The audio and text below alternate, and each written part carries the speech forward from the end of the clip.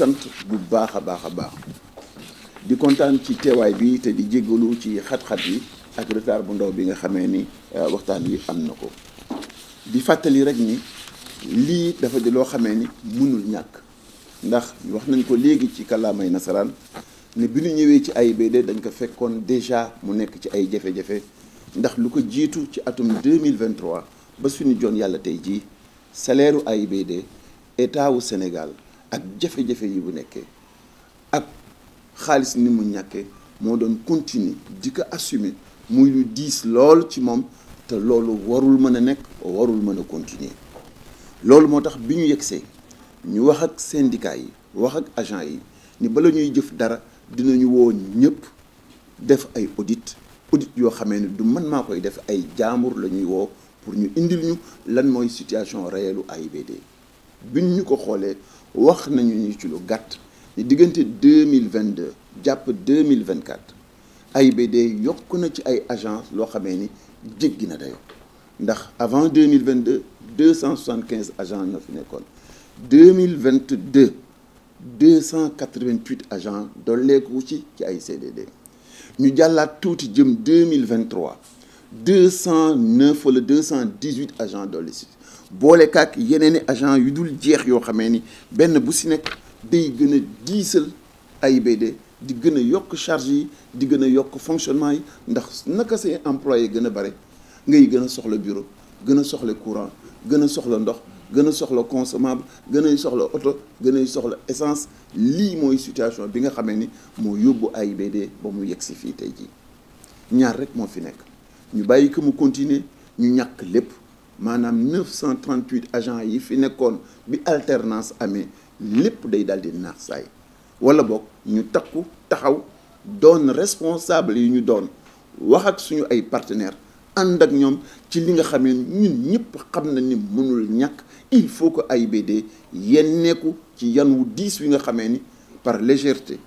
par gabegie par caaxaan par yaamaneex dugal nañ ko ci biir AIBD te mu mënoon a ñàkk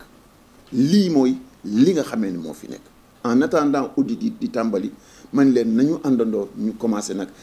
tabax takk suñu biir commencé liggéey loolu moo tax ci 938 agents ya ñu amoon tey jii ñu ngi ci 872 te day continuer di wàññeeku xiir dolli si nag la ñu daawoon di dépenser ci essence xuuf nañ ci wàññi nañ ci lu toll ci 275 millions secteur boo si jël moo xam dafay jëm ci wàllu location wu oto yi 340 millions lañ si daawoon di faj tey jii lancé nañu ay marché ñu ngi am ay oto te oto yooyu bu ñu jógee dinañu jógee si 340 millions di ko ñàkk dem ba di si ñàkk rek 40 millions xam nga loolu restriction ak fulla ak fayda rek moo ko mën a taxawal suñuy voyage daan nañu coûter 400 millions ci at tey jii ñaari mbir yi effort yi ñuy def si suñu biir ndax presque depuis mois de novembre kenn génnul AIBD di voyager dem à l'étranger boole ko ak directive trimestrielle bi nga xamee ni moo wane catégorie yi ak nit ñi nan la ñuy voyager boo cumuler yooyu dañuy jóge ci 400 millions yu ñu doon dépenser at bu nekk dem ba yegg ci 40 millions suñu téléphone daan nañu coûter 18 millions chaque mois tey jii 8 millions kese la ñuy coûter daan na am ay charges yu ñu daawoon di jël yoo xamee ni bokkul ak suñu cœur de métier du suñuy responsabilité yu daan di yegg ci 600 millions ba ma ñëwee laa ko dakkal boole kaak lii ñuy tabax muy salon d'honneur bi bu sottee dinañu defal économie 300 millions ndax salon d'honneur boobu AIBD moo ko gàddu tabax ka ci lu xaw a toll exagéré ci 1 milliard 700 millions chaque année depuis 2021 ñu si daawoon di joxe 300 millions boo dajalee lépp tey jii 2 milliards 9 dugal nañ ko ci loolee dina dakk dina jeex tàkk ngir ñu mën a taxaw am fulla am fayda liggéey li nga xamee ni mooy AIBD boo xaymaa loolee lépp ci ay économie lu xaw a toll ci 2 milliards 500 millions def nañ ko ci boole ak budget bi nga xamee ni 23 milliards la woon daaw ren jii resserré nañ ko ba mu yegg ci 18 milliards te bu déwénee dinañ ko gën a resserré ba mën a topp li nga xamee ni moom la AIBD rek mën a supporter ñu sëf ko ngir mu mën a jouer rôle bi nga xamee ni moom lay jouer ci biir réew mi li ko waral du bëgg dàqee de ndax dàq bi amul solo dafa di loo xamee ni rek reculer la pour mieux sauter. ndax boo amee sa ouvrier nga ni ko da nga koy sëf fukki saagu ciment boo ko sëfandoo fukki saag yi bu yàggee tuuti du am mouvement mais boo ko bëggee gis moom di nga wàqi saag yi pour xool ko ci suuf ndax ma nga ca biir waaye boo ko bàyyee mu gàddu saak par saak ci diir bu gàtt dina mën a déplacer fukki saak yépp. question d'intelligence la, de conscience et surtout de responsabilité loolu moo tax ñu waxtaan ci li nga xamee ne mënatul ñàkk mooy que ni il faut que ñu am plan social boo xamee ne dinañu mën a permettre ñu delloo si waat charge yi ba AIBD mën ko yenu ngir mën a doon outil boo xamee ni day saxal liggéey mën a may nit ñi capacité ñu am assurance bi ba pare tamit mën a def développement bi nga xamee ne war na ko mën a def pour créer yeneen i emploi te loolu suñu xel dal na ci bu baax a baax a baax ndax secteur aéroportuaire dafa di secteur bu dynamique ndax bu ngeen ko seetee ci àddina chaque année ñiy jël avion day gën a bari toujours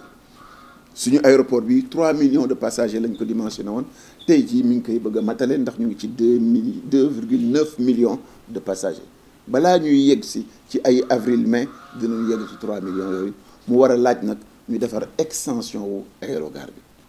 te fii ñu toll nii xam ngeen ni état wu Sénégal li mu gàddu jiggi na dayoo ndax réew mi fii ñu ko fekk metti na jafe na te waxtaan wax dëgg la tant que defaruñu ko duñu mën a dimbali Sénégalais yi duñu mën a sax saxal liggéey ci réew mi te loolu ñun ñëpp ñoo ci war a takku àndandoo ci ngir sacrifice yi ñu jot a def pour Sénégal toll fii mënatuñu taxaw ba toll fii di croiser les bras foog ñu continuer foog ñu ci am fulla am ci fayda yeggale ko ba mu yóbbu ñu fi ñu bëgg te yàlla dimbali nañu am nañu ñaari instrument yoo xamee ni dinañu permettre ñu relancer secteur bi benn bi si njëkk mooy RDIA redevance la boo xamee ni ci billet d'avion yi lay nekk moom moo tabaxoon aéroport bi pour 500 et quelques milliards tey jii am nañu ay partenaires yoo xamee ni pare nañu sans que ñu wax état indil dërëm état dootul indi dërëm dañuy wéeru ci kaw RDIA am ay partenaires yu wóor yoo xamee ni dinañ ñu jàppale ñu financer suñu extension wu aérogare toppatoo suñu centre de maintenance wëlbatiku defar suñu aéroville defal suñu cargo fret jàppale suñu académie internationale des métiers de l'aviation civile góorgóorlu si suñu centre médical d'urgence toppale loolu ba si suñu li nga xamee ne mooy suñu centrale solaire boo xamee ne de 24 mégawatts la te dinañu mën a permettre aéroport Sénégal yi doon aéroport yi njëkk presque def naa si sous région bala ci Afrique loo xamee ni seen totalité wu énergie solaire lay doon te loolee lépp ci partenaires yooyu lañ koy am te yooyu yëpp boo ko boolee accroissement wu aéroport bi ndax fu ñu daawoon di gérer 3 millions bu ñuy gérer 5 millions wala 8 millions xam ngeen ni employé dana yokk lool fu ay hôtel nekkul woon bu fa lu ëpp juróom benn hôtel ak ay centres commerciaux ak yeneen nekk day daal di créer centre d'activité handling bi day avancer publicité bi day yokk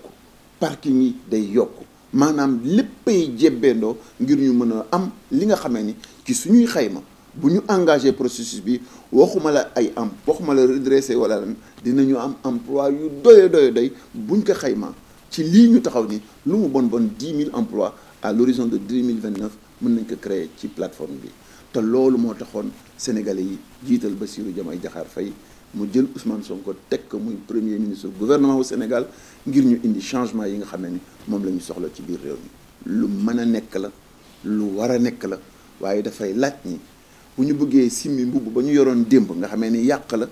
jëfi maa tey la ak defe nu la neexee la sol mbubb mu bees bi nga xamee ni dafa wax nan jubbanti dëggu ci li ñuy def ba pare jub ci dafay daal di doon loo xamee ni ala kulli xaal entre ces deux éléments simmi mbubb mais ak sol mbubb mu bees mi lu ñu gaaw yaramu neen xaj ci diggante bi et yaramu neen boobu moom la ñuy traversé nii dinañ ko traversé nag ci waxtaan ak suñuy partenaires sociaux réeruwuñu ñoom benn yoon ci lii dinañ ko def ak yërmande ndax xam nañu ni réew mi liggéey moo fi gën a ñàkk te ku nekk fu sa teraanga nekk bu ñu nee dafa am menace ci loolu sa xel lootul dalati dinañu comprendre bu baax nit ñi njàqare gi ñu nekkee comprendre nañ ko ndax bëgg-bëgg bi mooy saxal liggéey ci biir AIBD si biir réew mi mais dañoo war a am fulla nag am fayda gu war a tax ñu xam ni fii rek la ñu mën a jaar pour jot loolu moo tax am nañu yéene ànd seeg suñuy partenaire dox jëm ci loolu ndax loolu bu amee bu yàggee tuuti rek lépp dina jébbiwaat bu yàggee tuuti dinañ amaat dynamique bu bees boo xamee ni ndaw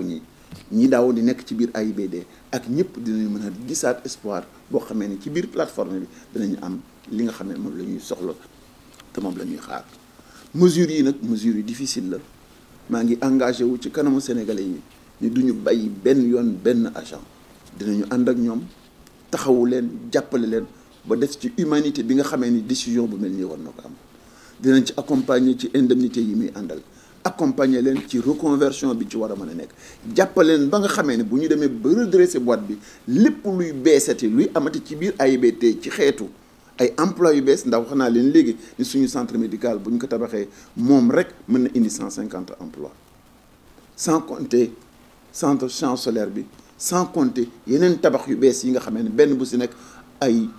lu am solo lu takku dina ko mën a indi ci emploi jamono yooyu ñi fi nekkoon te miinoon kër gi ñooy doon priorité ñu ànd seeg partenaires sociaux yi pour mën leen mayaat chance suñu amul liggéey wala reconversion feneen pour ñu mën a ànd ak ñun continuer participer ci li nga xam ne mooy développement réew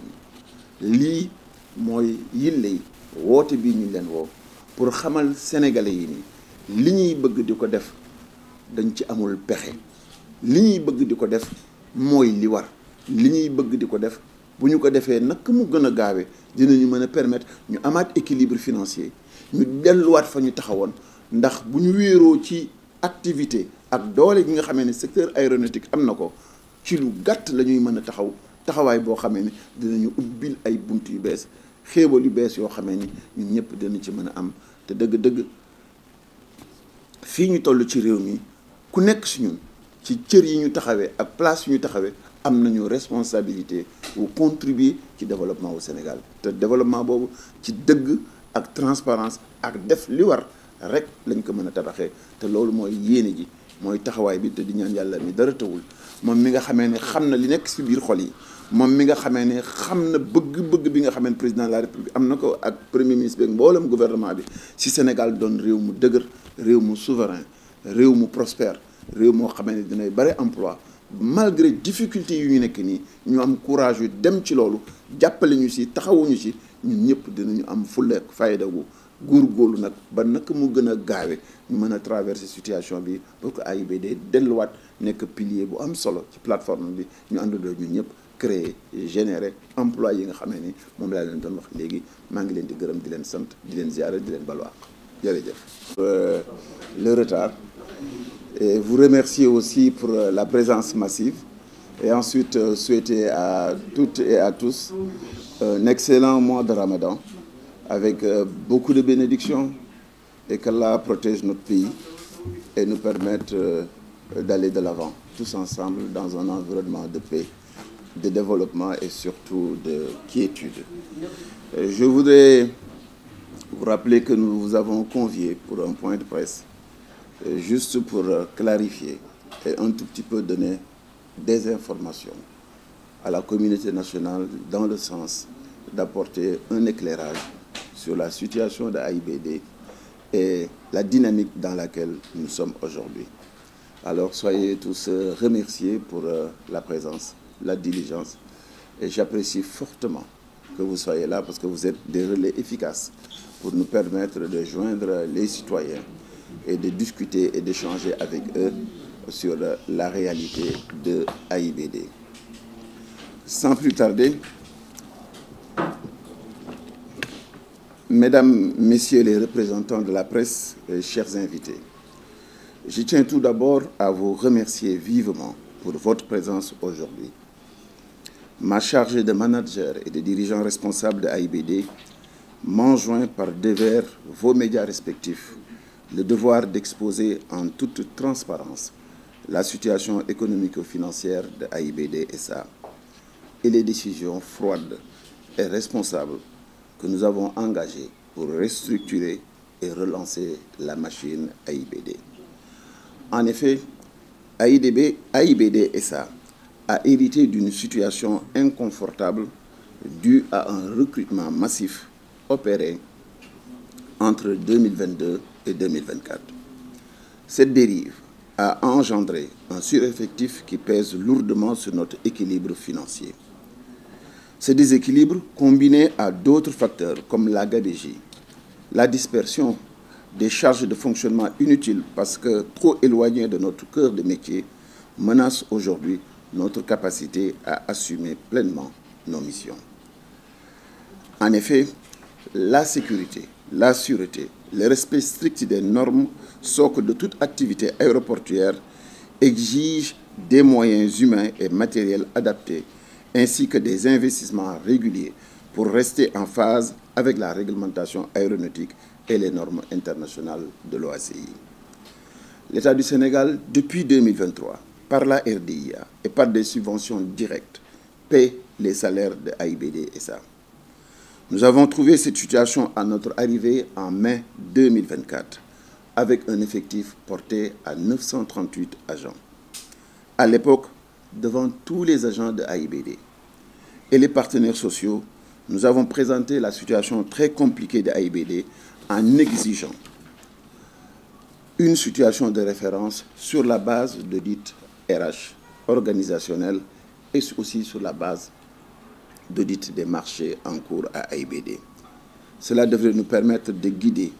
dans la mesure des respects des règles du droit, les corrections que tous nous savions à l'époque inéluctables. Sans attendre les résultats, nous avons commencé la réduction du personnel qui, aujourd'hui, est de 872 agents. Nous avons aussi engagé une réduction drastique de nos charges de fonctionnement. Baisse des dotations de carburant aboutissant à une économie de 275 millions, suppression des subventions à des structures de la plateforme pour un total de 600 millions, réduction de nos charges téléphoniques qui passent de 18 millions le mois à 8 millions le mois, finalisation des travaux du salon d'honneur en fin de mars avec une économie de 300 millions de francs due à la prise en charge des frais de passage officiels. Économie immédiate de 220 millions sur la location des véhicules par le retour de ces véhicules aux concessionnaires. Et avec l'arrivée des véhicules de AIBD, un poste qui coûtait 340 millions l'année sera ramené à moins de 40 millions. Baisse drastique des frais d'émission, qui sont passés de 80 millions sur 3 mois à mon arrivée à 24 millions sur 6 mois et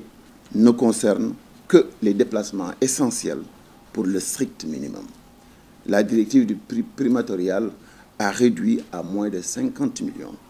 ce poste qui nous coûtait annuellement 400 millions et plus encore. La compression de certains postes budgétaires allant jusqu'à faire des économies de 2,5 milliards de francs. Et enfin, notre budget qui était de 25 milliards en 2024 a été réduit pour être aujourd'hui à 18 milliards. L'effectivité de toutes ces mesures sont malheureusement insuffisantes pour garantir la viabilité de notre structure, d'où la nécessité d'aller vers un plan social pour lequel la Direction générale a requis et obtenu l'autorisation du conseil d'administration de AIBD SA. Le constat est donc sans appel. Pour préserver notre capacité opérationnelle et garantir l'avenir de la société, nous devons procéder à un recentrage de nos effectifs sur nos véritables missions. Cette décision, que nous avons longuement pesée,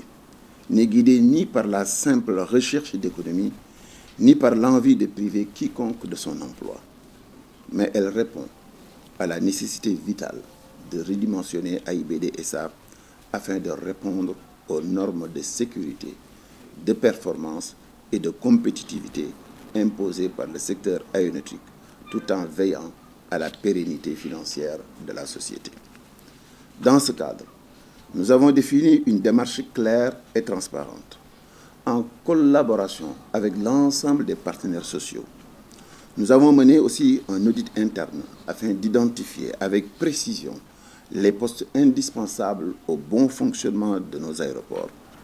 Nous prendrons donc toutes les dispositions nécessaires pour nous assurer que le processus de réduction des effectifs sera mené avec équité, sera mené en toute transparence, sera mené aussi en lien avec les critères objectifs que nous avons établis.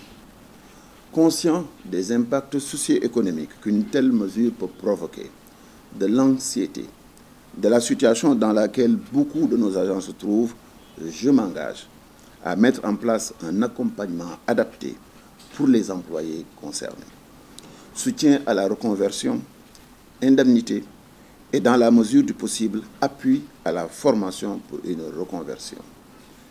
Nous prendrons toutes les dispositions idoines et les précautions nécessaires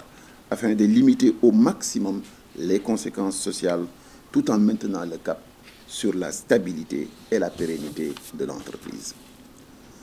Nous ne souhaitons plus nous inscrire dans une dynamique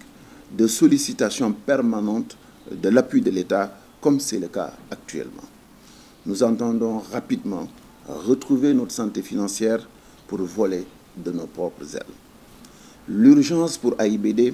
est de déployer des solutions innovantes visant à garantir un déploiement soutenu et une autonomie financière le plus rapidement possible.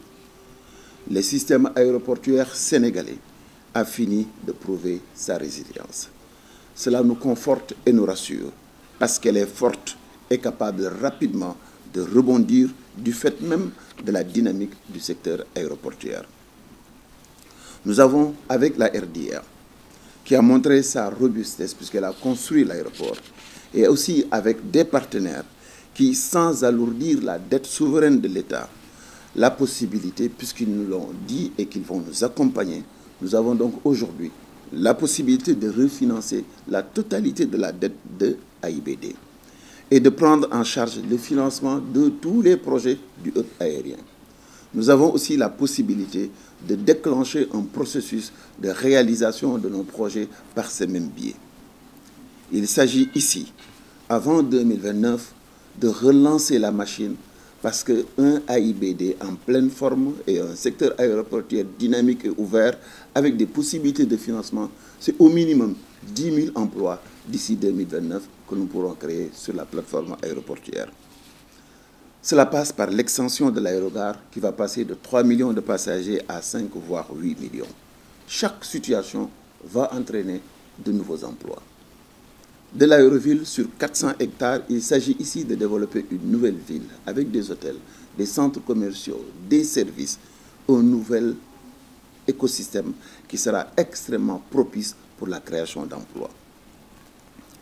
Le centre de maintenance aéronautique va permettre à Air Sénégal et à AIBD la possibilité de maintenir les aéronefs de la sous-région ici à Dakar et que cela va consacrer la position préférentielle de Dakar comme hub aérien. Et au-delà de cela, nous entendons élargir le cargo pour aller à plus de 80 000 tonnes de fret annuel. AIBD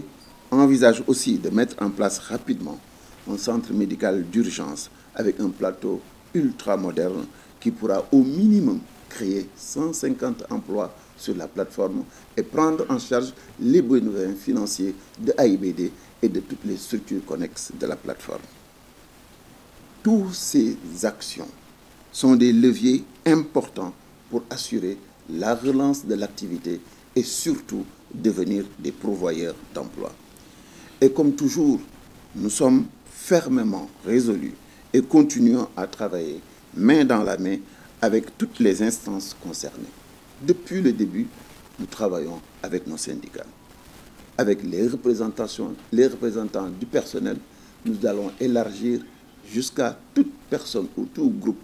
pertinent qui pourrait apporter son accompagnement dans ce dispositif que nous savons inéluctable et nécessaire pour relancer l'activité économique sur la plateforme. Il s'agit ainsi de développer des solutions qui préservent à la fois l'équilibre économique de AIBD et la dignité de nos agents. Pour conclure, je réaffirme que cette décision s'inscrit dans une volonté de protéger à la fois la viabilité de notre entreprise, la sécurité de nos aéroports et l'avenir du transport aérien. Les sacrifices d'aujourd'hui sont difficiles à accepter puisque l'emploi est une garantie. Mais elles sont indispensables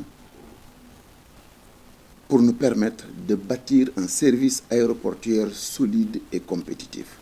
apte à répondre aux exigences internationales et à contribuer au rayonnement de notre pays. Très vite, avec rigueur et intelligence, nous allons ensemble redresser AIBD. Elle redeviendra un pilier important de la plateforme, créateur de richesses et pourvoyeur d'emplois durables et cette fois-ci calé sur nos besoins réels. Ce qui semble être perdu aujourd'hui en emploi sera vite retrouvé et amplifié compte tenu même de la dynamique du secteur aéroportuaire. Voici ces quelques points de situation que je voulais partager avec vous et j'engage la direction générale de AIBD à continuer à informer régulièrement l'opinion nationale et à travailler avec l'ensemble de nos partenaires et des partenaires sociaux pour assurer le bon fonctionnement et la pérennité de notre société. Je vous remercie encore une fois de votre écoute et de votre compréhension.